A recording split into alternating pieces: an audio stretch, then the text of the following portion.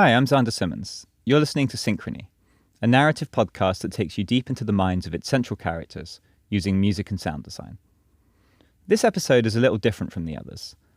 When I was recording the text for this project, I also asked each of the actors to tell a story of a romantic first meeting from their personal lives. As I listened back to these stories, I realized that they were all essentially telling the same story, which, like a piece of music, described a flow of energy with points of tension and points of release. So I've woven these stories together into a kind of sonic tapestry to celebrate one of our most cherished experiences of being human. And you can get to see, too, people are a kind of jazz. They talk and communicate with each other, but what does that mean? Well, they get together and they make more people, and they do this and they do that, and they eat and they go on doing this jazz, but it's just jazz. And you begin to see, as you do that, everything's like music, you see. It's all these complicated vibrations. And all kinds of ways. That's that. Or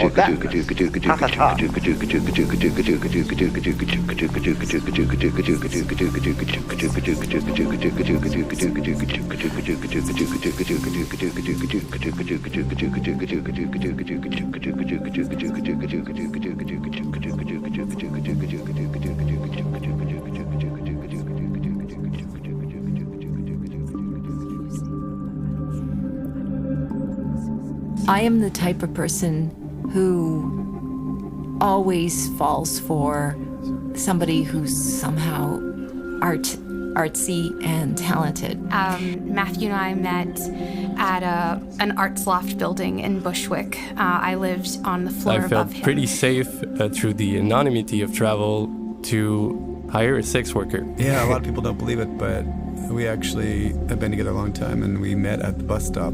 I don't want to say her name, but the first time I met her was in my first semester at CJ. It was Halloween.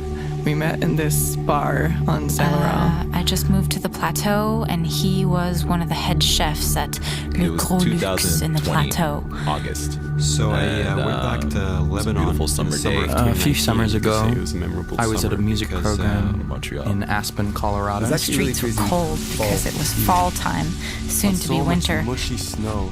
It was incredibly snowy. I don't know why. I went for a walk, and I went to the nearest park near my place. And as we were walking there, halfway through, I met little this garden place. girl who had come. And I remember I purposefully would walk really slowly past that open kitchen door just to get the wafts and the smells of the kitchen. And then I turn and I see a player with a trumpet player. I wanted to be beautiful, but as a woman. That trumpet player is kind of cute. I really wanted to feel feminine, something that I never The scenario is tried almost before. as if I were treating him like some stray, abandoned pup. Yeah, well, I should say, she was not only a sex worker, she was a dominatrix. I was enjoying the evening with my date.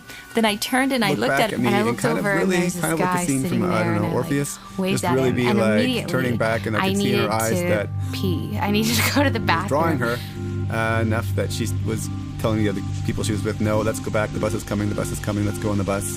How I did it is I went through a social network known as FetLife, and I wasn't really looking for that at first, but when I stumbled upon her profile, I decided to contact her, and she told me that, in fact, she was a sex worker. And so I would go to my cost house money. and get out a thimble of whiskey and some dark She was caramel a redhead, chocolate. and I was kind of like, I want to have red hair too.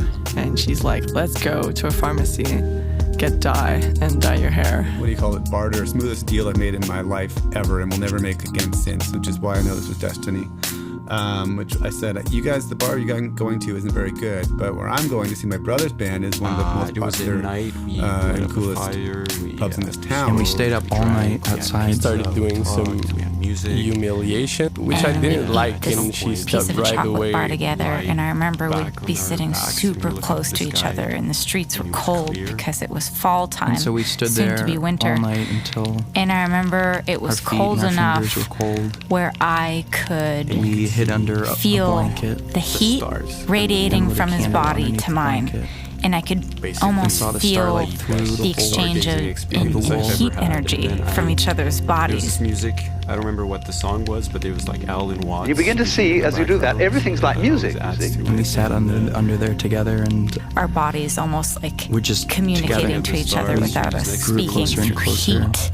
Honestly, I just started crying for no reason, and she looked at me and she understood. She didn't ask. Once in a while in my life, these drunken voices seem to come out of the night. It's like almost like this kind of corpse is laying there, and then some spirit possesses it and animates it just enough to say what needs to be but said. He brought me to a graveyard, really close in Bushwick, because he wanted to bury things in this graveyard. We end up going to this party on the Durocher lofts, organized by a queer collective or whatever. So it's filled with cool queer people. And I'm just dancing with her, and I'm like, oh my God, What I remember the most fondly about this moment is that it escalated a lot. She said to a girl, oh yeah, no, we're just a queer couple. She said that, and I was like, drunken guy who had been passed at a table nearby lifts his head and says, "It's okay, buddy, you can stop now. You've already won her," and then passes out again. And it was the most hilarious thing was that she and her friends, they all started. She turned pure red, and then they all started speaking German and putting on thick German accents like I never heard them use. It was there was a moment where she almost felt. This is gonna sound so corny, super corny, but she was about to fall, and I caught her. And it just punctured a hole in my heart somehow. This trumpet player, he gave me this smile that I just fell in love with, and I was obsessed with him after that. I need to marry this woman. He would write me all kinds of things all the time, little notes. He had a typewriter. He would type them out and slip them under my door. I was curious about what she's writing. Yeah, he would write poetry. It was so artsy and weird and cool. They had sculptures. Hey, I had never seen this kind of stuff before. They had artwork. There was a piano. It was messy, but it was so artsy. And kept talking about, for some reason, Greek mythology. It was weird. He invited me to come see him play jazz, and I went with another friend, and it was so exciting because I was sitting next to him, and he would hit his knee against my knee. She sat on me, and we made love for a bit, and it was really, really nice. I felt very safe with her. And we just fucked in the bathroom, and she was really into it. Until we finally embraced near morning. So that just happened, and then we fell asleep.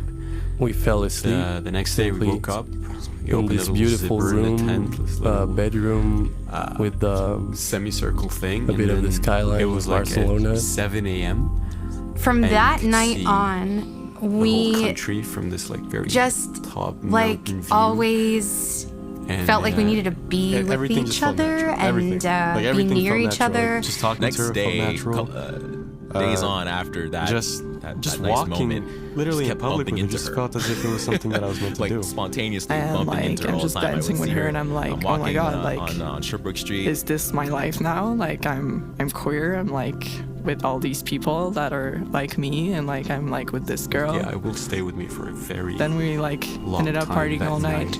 There were a lot of sentiments involved that it I was didn't so expect intense to because feel. he had it too. I just couldn't help but to repeat and that our moment in my eyes head, locked.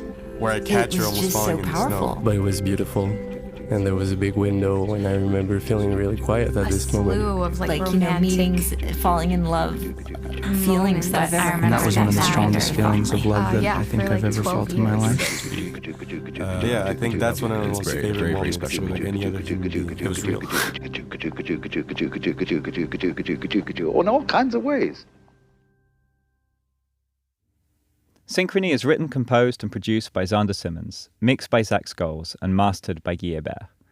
Featuring the voice of Alan Watts, with stories told by Alex Villalobos, Dina Renon, Francis Audet, Jess Abrams, Laurie Sévigny-Couture, Marissa Blair, Oshen Aoun, River Guard, Scott Withers, and Sebree Laurie.